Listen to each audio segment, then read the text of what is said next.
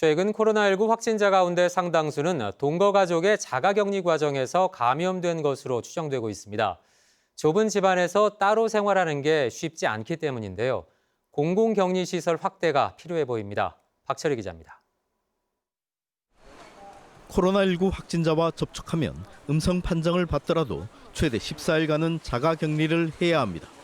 휴대전화에 어플리케이션을 설치해 당국의 관리를 받고 외출 금지와 독립공간 사용, 가족과 대화 금지 등 수칙을 준수해야 합니다.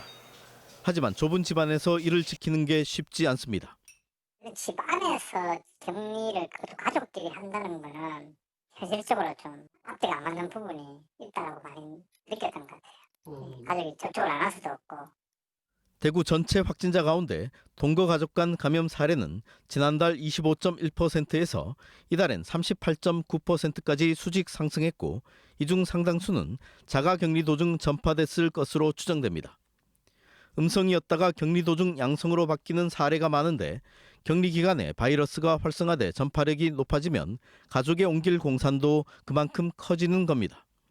특히 나머지 가족은 외부 활동에 제한이 없는 만큼 지역 사회의 추가 전파로도 이어질 수 있습니다. 저희 학생들의 경우가 대부분 그런 경우인데요. 자가 격리가 쉽지 않은 분들을 위해서 일시적으로 자가 격리를 할 수 있는 그런 시설이 있으면 어떨까 싶습니다. 대구시는 대구교육 낙동강 수련원을 자가 격리가 어려운 이들을 위한 임시생활시설로 이미 운영하고 있습니다. 하지만 입소자의 80% 정도는 외국인을 포함한 해외 입국자들이고 일반 시민은 거의 없습니다. 입소 정원도 40명에 불과할 정도로 수용 규모도 너무 적습니다. 결국 생활치료센터 같은 별도 시설이 필요한데 장소와 인력 예산 등 넘어야 할 산이 한두 개가 아닙니다. 서로 이동하지 않게 관리 인력들이 굉장히 많은 수가 필요하게 되거든요. 인력이나 시설의 여력이 되는지 이런 것들을 좀 따져보면 또 쉽지 않은 상황이라고 판단이 됩니다.